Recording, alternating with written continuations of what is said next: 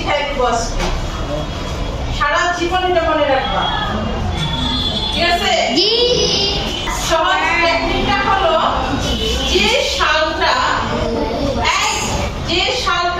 উল্লেখ করা হবে, এই সালটারে কি করবা, লাস্টের দুইটা সংখ্যা অথবা একটা সংখ্যা 4 দিয়ে ভাগ করো। যেহেতু 4 বছর পর পর, যেহেতু 4 বছর পর পর, তাহলে কি করবা, 4 দিয়ে ভাগ করো। ভাগ করলে যদি মিলে যায়, ভাগফল যদি মিলে যায়, তাহলে ওই সালটা হবে লিপ ইয়ার। আর যদি মিলে না, ভাগফল মিলে না, তাহলে লিপ ইয়ার হবে না। এখন ধরো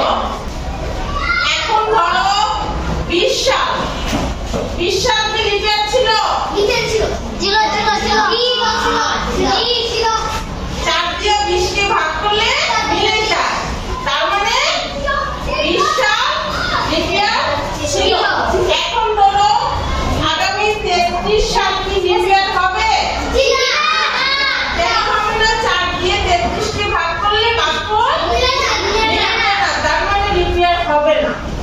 এখন তোমাদেরকে জিজ্ঞেস করা হলো, এখন দেখো বসো, এখন মনে করো তোমাদেরকে হঠাৎ করে কেউ জিজ্ঞেস করলো আগামী 30 সাল 2030 সন এটা কি লিপ ইয়ার হবে? কেন? 30 কে 4 দিয়ে ভাগ করলে মিলবে না। একে না করছো, 30 4 দিয়ে ভাগ করো, মিলে? মিলে না, তার মানে কিভাবে মিলে? 30 কে 4 দিয়ে ভাগ করলে মিলবে? তার মানে কি 30 সন লিপ ইয়ার হবে না।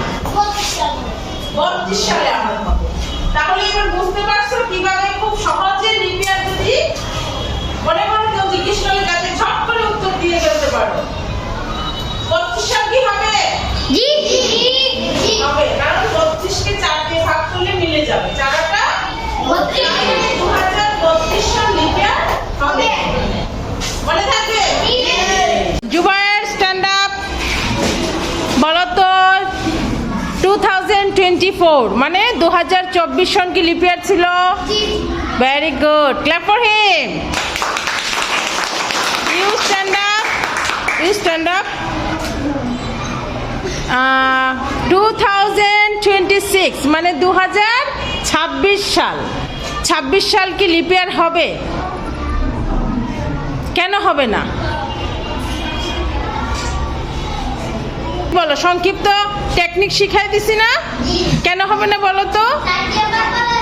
তুমি একটু দাঁড়ায় বলো সুন্দর করে। 26 সাল হবে কিনা প্রশ্ন করছি।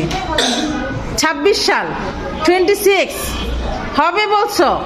আচ্ছা, আমি একটা টেকনিক শিখাই দিছিলাম, লাস্টের দুইটা সংখ্যা অথবা একটা সংখ্যা অথবা পুরা সংখ্যা ভাগ দিলে যদি মিলে যায় তাহলে লিপ ইয়ার হবে।